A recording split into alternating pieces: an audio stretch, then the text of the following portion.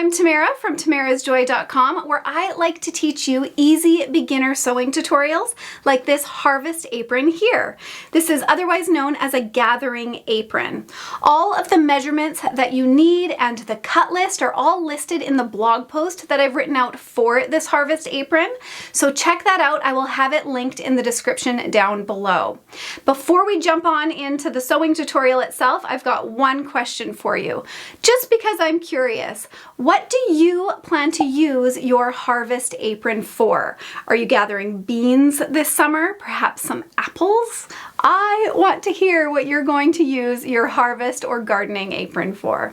All right, now let me give you a tour of the actual apron itself, and then we will jump on into the sewing tutorial. This apron has nice long ties which will allow it to fit on many body sizes. It has a front pocket that you can hook through that front loop, or you can stretch out those ties so that you can have a larger gardening pouch. Just cinch it up if you want it smaller and tie it in that loop. I think it is super cute. Now let's get sewing. We will start by preparing our small loop as well as our skinny ties. All three will be done in a very similar method. So for your loop, you'll fold it in half, wrong sides facing in, and give it a press so you have a nice center crease. Then you will fold both of those outer edges in towards that crease, give those side edges a press as well, fold it in half one more time, and then clip along that outer edge. Then for the ties, you will do a very similar method, except you will need one end of your ties to be finished. So fold one of the ends in about a half of an inch, give it a press, and then do the exact same method that we did for our loop. Pressing in half, folding those outer edges in, giving those a press, folding it in half, and then clipping along that entire outer edge. Then you will take all three ties to your sewing machine, and you will start on the one end, giving it a little back stitch, and then sew all the way along that edge, all the way to the opposite end. And then for your finished ties, you'll pivot and sew along that finished folded edge as well, and then of course end with a back stitch. To prepare the center portion of your waistband, take the two short edges, fold them in at a ½ inch, and give them a press. Do that on both sides, and then fold that waistband wrong sides together and give it a press along that edge. Then just put that aside for later. It's at this point I also like to prepare my wider waistband ties. You will fold these right sides together and then give them a press along that edge. Now before we take anything to the sewing machine, we do need to draw a few lines on our thicker waistband ties. So measure in from one end 4 inches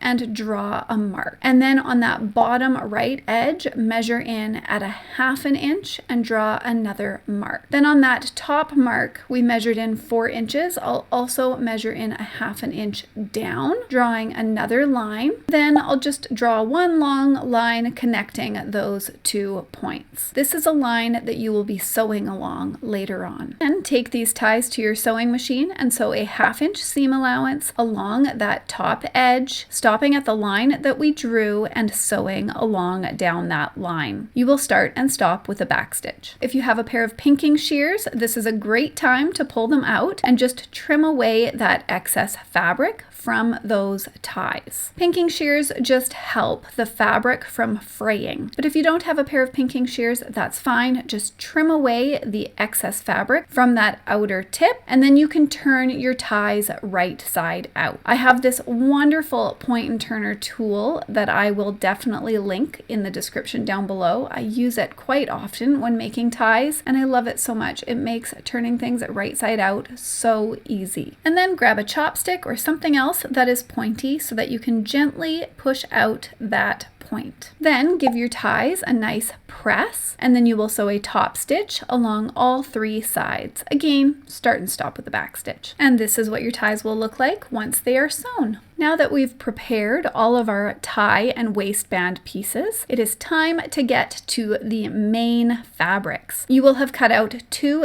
different fabrics at the exact same size, and you will lay them right sides together. And then just clip all the way along that top edge, holding both fabrics together. Then sew a 1/2 inch seam allowance along that top edge, starting and stopping with a back stitch. It's at this point that you can trim away any excess fabric with a pair of pinking shears if you have some. But it is an optional step, so it is not necessary if you don't have a pair of pinking shears. Next, fold your fabric in half, giving that center fold a quick press. By pressing a crease right in the center, you'll be able to open it up and draw a line so you know exactly where the center is. I hope that you guys are enjoying this sewing tutorial so far. If you are, please hit that thumbs up button, as that helps YouTube know that it's a good video and it will share it with others.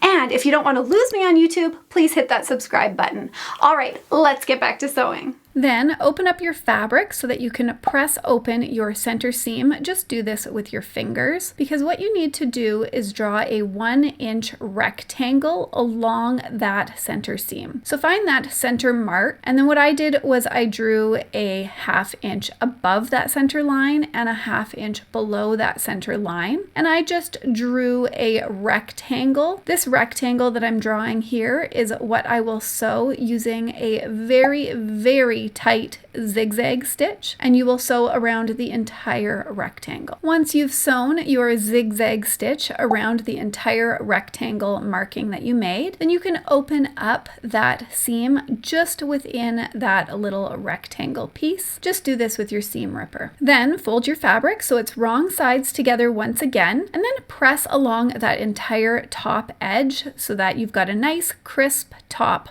edge. Give it some clips to hold it in place, and then we will sew a 1/4 inch top stitch along the top edge all the way to your rectangle. Back stitch when you start and when you stop, and then start on the other side of your rectangle again with a back stitch, and then sew all the way to the other end. Then sew one more top stitch at a 1 inch seam allowance, going from one end all the way to the other end. This is going to create a casing for our ties. Start and stop with the back stitch. And now it's time to add our ties into our casing. To do this, I use this really awesome sewing tool. It is super cheap, and I will link to it in the description down below. I highly recommend that anybody who sews own one of these. So what you'll do is you will slip it in through your casing on the one end, all the way through that center rectangle. Hook it onto the raw edge of one of your ties, and then you can pull your tie all the way into your casing, lining up that raw edge with the outer edge of your casing. Do this on both sides. Now it's time to start forming our pocket. So fold your fabric so that you've got the fabric that you want on the inside of your pocket facing together,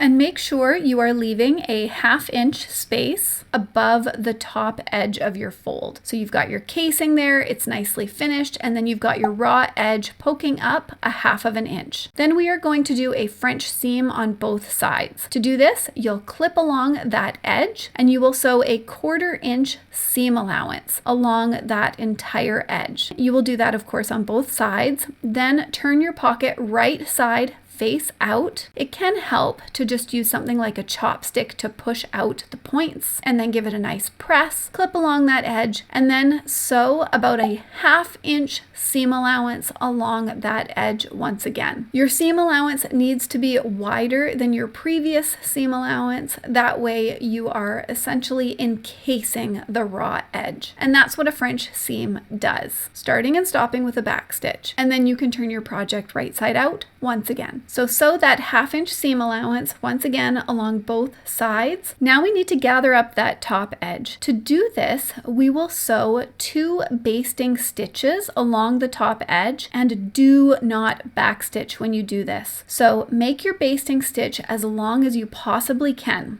For myself, that was a 5mm stitch, and I stitched along the entire top edge. Do this with an 1/8 inch seam allowance and then a 1/4 inch seam allowance, so you have 2 seams along that top edge. You can do this with 1 seam and risk it, but if your thread breaks, then you're kind of out of luck. So make sure you've added 2 seams there. I actually have a tutorial where I show you a little bit more in depth how to create ruffles, and you will see this method used there if you want a better description. Once you've sewn those 2 seams along the top, then you can start gathering them up. Draw a center line right where your ties are. That way you can gather up from one side towards that center tie, and then do the same on the other side. So to gather, all you do is you grab your top thread. Don't grab both, just grab the top thread and then start pulling along and sliding the fabric towards that center mark. You will want to gather your fabric up so that it matches the width of your waistband. Then open up that waistband and lay your gathered section along the top edge. So you're doing right sides together. Find the center point of your waistband and match up the center point of your gathered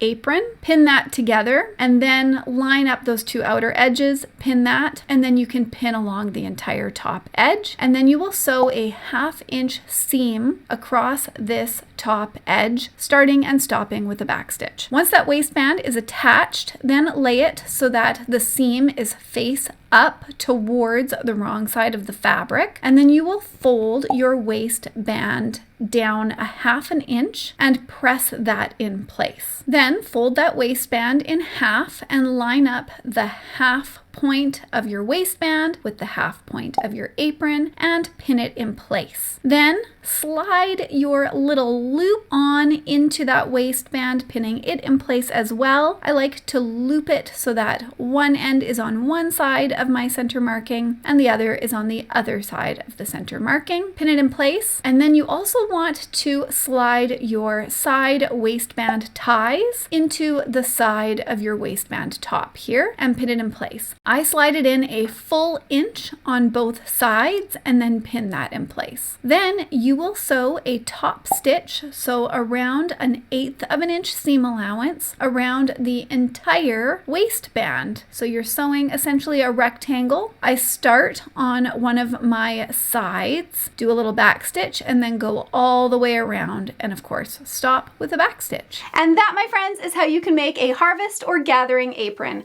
I hope that you guys enjoyed this sewing tutorial. Once again, please let me know what you're planning on harvesting with your aprons, and I hope that you guys have a wonderful summer. I'll see you next time. Bye for now.